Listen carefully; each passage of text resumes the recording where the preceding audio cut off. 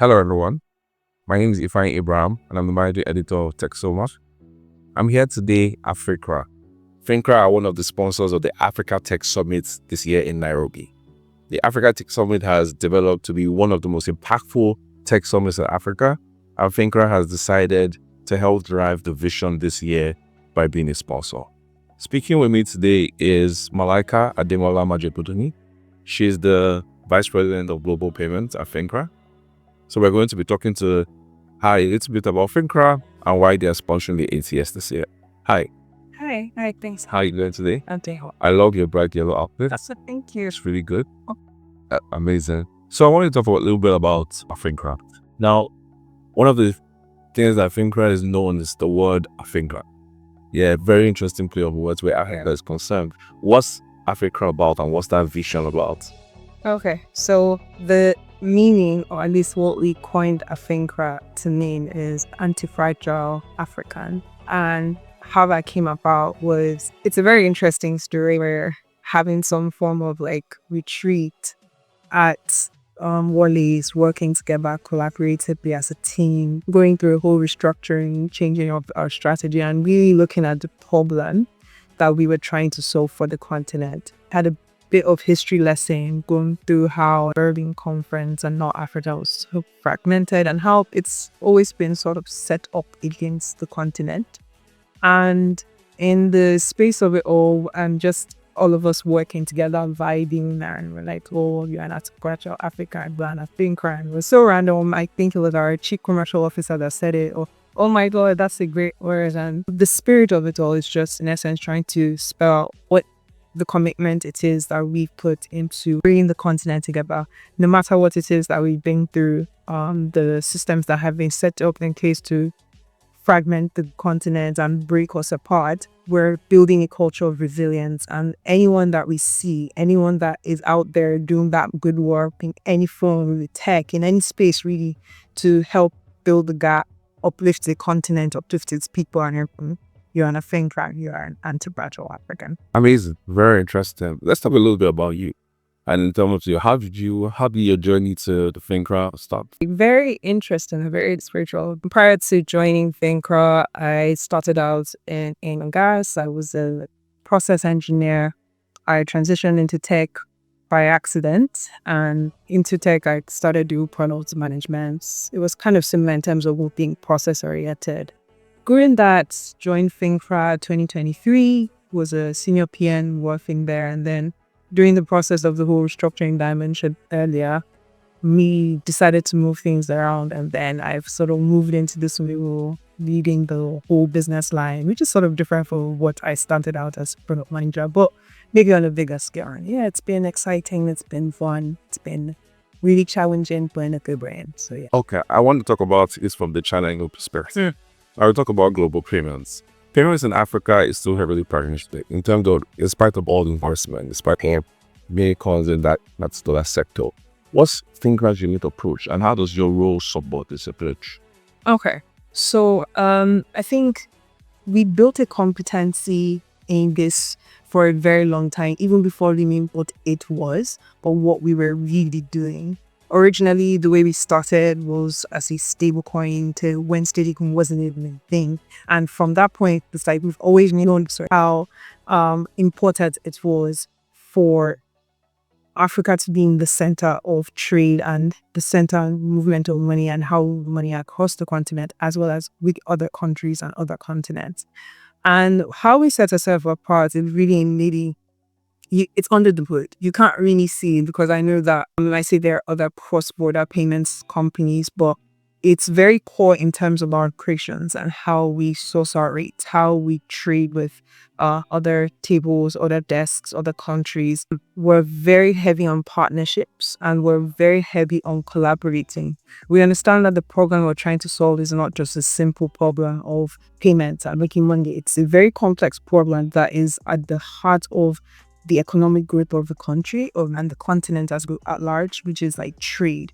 And we are sort of building that kind of, the rails to connect not just to ourselves or for ourselves alone, but even our competitors building a whole network hub that would support trading in Africa and with African world. So we see that would reduce the fragmentation that we see, the costs. We see that the work we're doing is going to remove the fragmentation that exists in the market by that whole collaborative effort that we're putting into working with the different banks, the different regulators in the spaces, building very complex solutions, because it's not a straightforward problem or solution that will solve this. We have to build level solutions that work on the market. And so we have a lot of partnerships that are coming up with like new solutions, new designs for card rails, alternative payment methods or wallets and whatnot. Just thinking of very creative solutions that will reset the market and solve this problem of fragmentation. Fantastic. If you were going to compare Fincra's business to a global payments company, what company would you say is the North Star Fincra? Oh, interesting. I would say for us, in different ways, different companies we draw inspiration from. There isn't just one, because we think that what we're trying to do and who we're trying to be and the problem. So I'll start from our vision. Our vision in Fincra is to sort of bring hope and liberation to Africa. And it's not just plain words or mere words that we're just saying. It's something that is really embedded in how we're operating and how we're thinking of the problem. And how we intend to do that is by building the rails to, connect the continent. So we're not looking at it as just one side payments problem or just even cross-border build-up. Like I mentioned, there's bold trade picture that we're looking at. I can't really find one company. I mean, look at the giants like Stripe in terms of maybe payment prowess. We're looking at some unknowns like Airwallex that you not even know. We're looking at the likes of MasterCard and Visa, these schemes that have built proper governing processes for something that never really existed before, and they introduced it. So in different ways, we draw inspiration from different people, but we know that what we're standing as is something new, and what we're trying to solve will, set us at a different trajectory and a different top. Okay. So in Nigeria, different kinds of companies are needed to achieve this goal. Or in Africa, we'll say. So we see the infrastructure layer, and so as well as we see the layers that you find on the partner websites, for example, on the merchant websites. Now, understanding, if you're going to explain Fincran business with 10-year-olds, how would you explain the business? The 10-year-olds know what infrastructure means. So if I'm going to explain it to a 10-year-old, I would say, in essence, we're just creating a platform for trade and exchange for people to buy and sell, not just within their hometown, but across the globe, across the continent. I'm more focused on Africa because you see this is where people have neglected the most, and we want to give Africa a stage to play the global market. Okay. So in terms of your personal goals, so how does your role play into those personal goals, and how does those change? You talk about how your role has changed. Yeah. You came from oil and gas to products and now to this role. So I would say the journey throughout Fincra has been really interesting, and it's always been a part, sort of like my life is mirroring Fincra at different points in time. What I aim to achieve, or at least what I believe is my calling as at this time, or the clarity I have, is to really help people. I find that I do enjoy giving and pouring and just committing to different things and making things make sense. So making order out of chaos and just putting form to things that may be formless and just helping people do that. And so the stage that we Fincra is in, what we're trying to build, like doing all that in chaos, and it's sort of aligned. So it's like I'm on this ride, I'm on this journey, committed, the whole 9 yards, because it's just up par with where I'm at in my life right now.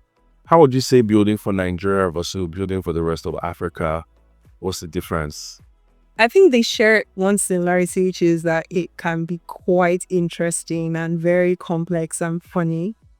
But in terms of difference, what I've seen is maybe Nigeria, maybe because it's home country, there's a lot of routes that we have, and so it's a bit more easier to navigate because we span the market a lot more. When you get to the Southern African market, maybe like South Africa, it also shows some similarity in Nigeria in terms of maybe the payment methods that's popular and the complex capital control, the FX market, and how that goes. And so we find that to build for that kind of solutions, you have to really be very methodical in how you're pairing up your solutions with the kind of license coverage you have, partnering with the right people that can allow you to the service that you're doing. Eastern African markets a bit more, I'll say flexible. Not all. Kenya is a bit more lenient or more easy to navigate. They're very open with how they manage the FX in the market. You can easily just walk into a bank in Kenya. So looking at building for Nigeria versus building for the rest of Africa, how would you say it's different? Okay, so I'll say there's a common, shared similarity between all of them in the sense that they're very interesting markets, very dynamic in their regulations, and can be quite funny and complex. However, there's a way we've found, to adapt to each market. For example, starting from Nigeria, it's a bit more, it's the home country and you've been rooted here for quite some time. So we've sort of stabilized our solutions here and in line with the regulators. We understand how the market works. And so we built solutions adapt to the market. However, when, you go to the likes of South Africa, it's a bit, in the sense of the capital controls, it's similar to Nigeria in some sense, but it's a bit complex and it's very tricky. So we have to be very open with the kind of people we're partnering with, picking the right partnerships to help cover where we can do the necessary, have the right coverage, working with the right banks to help set up the right structures that are suitable for the market. You go to the likes of East Africa and it's a bit more interesting. There, I would say, some more cooperative approach to how we can work. You can put into your bank now easily to sort of buy FX and trade. So they have a more, I would say, tolerable or open approach to how FX is being handled in the country, and can even see in how their rate parries against their black market or the parallel market. There's really no difference there. It just shows them how they manage the controls there in this market. North Africa is one that we're going into and we're expanding that. It's actually a lot more interesting than I would have imagined. It's very complex. Egypt has some fun principles. We've learned about the interesting ways people are trying to move FX, and so we're just looking at this from a way of looking how do we go by the books through this. So we've already started early talks with the regulators. We hadn't sit down. This is one market that we're going to expand into, and then we're looking at others like Morocco, Algeria as well, to kind of crack the North African markets and see more like a persuasion. So each their own really. There's one complexity or the other in each of these markets, and so how we've been approaching is just basically work with the right people, with the right partners, and structure our flows in very compliantly.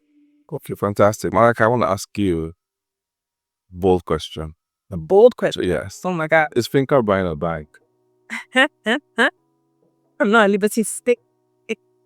I can neither confirm nor deny. Yeah, because we can still the evolution of payments, for example, in Nigeria, will still, yeah.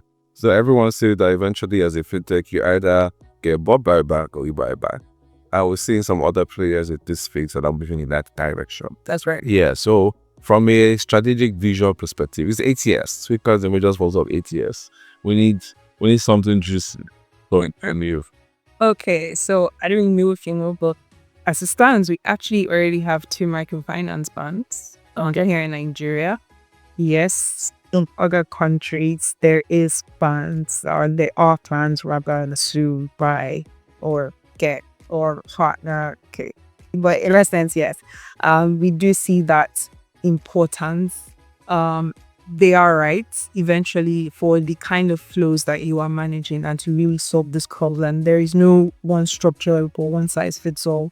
And the best way is to really have the right resources and the right setup. And in some cases, you just need a bank in that field. And yes, we're going to do what it takes to really build these rules for Africa. Fantastic. So Fincra operates in a sector that has to be uptime 24 hours. How do you motivate the team? How do you ensure that you're consistently achieving these results? Well, I would say the team is, first off, everyone's really dedicated to the problem solving, and not from a, kumbaya where I don't want to sound all happy and not, but from the fact that it's been very hands-on building and solving this problem. I can count how many times we've done sleepless nights here. There's some days where we're in the office. We have an apartment at the back there where in case we're running into meetings like 1, 2, 3 a.m., you can just crash there. There's been a lot of dedication to the program. We understand that it's not a basic problem, it's a very difficult problem. And difficult problems demand a lot more from you. And so the team is really committed to that. And Fincra is really committed to keeping the team happy. So I would just, leave it at that. They keep us happy as well. Okay, fantastic. Now, in terms of scale, Fincra was 7 years old. So what would you say Fincra is playing in terms of scale? Fincra is not a startup anymore. Huh? Yeah, it's a startup. Yeah. So from a skill perspective, what would you say Fincra plays now? They have been taught, for example, that Fincra is potentially a unicorn in the making. So Really? oh, of course. Oh, I would love to see where that's side. I'm really curious. I mean, right now where we are headed at, so we have this thing called Fincra Prayer. And it's actually this part there that says we want to solve a problem that touches 1 billion lives. And to touch 1 billion lives, you need to factor maybe $1 trillion to make an impact. And I would say maybe if there's a figure you're looking for, that's where Fincra is headed. So Fincra wants to be $1 trillion company. Okay. I don't know what that is. Super unicorn, maybe a 10x. Okay. Yeah.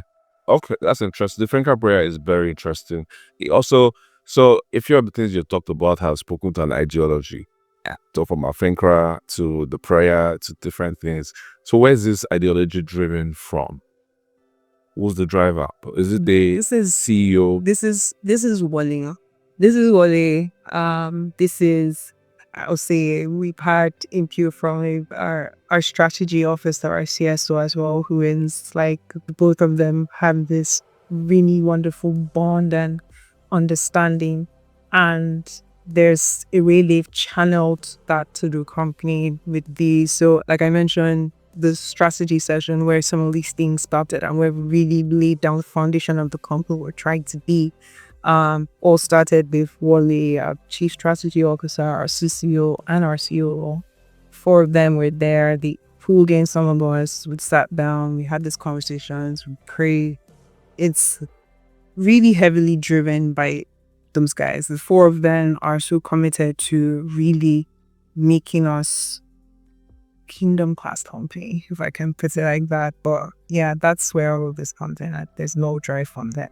Fantastic. Okay, so coming back to the Africa Tech Summit. So Fincra was a part of the Africa Tech Summit last year as well, and even the previous years. But this year, Fincra is sitting at the top of the table. What would you say has driven you to support the Africa Tech Summit this year? At least from my perspective, I think this is one of the most impressive conferences I've attended. There have been quite a couple, but I just personally, I love how it has really spotlighted and organized different tech initiatives across so many industries and just brought it together.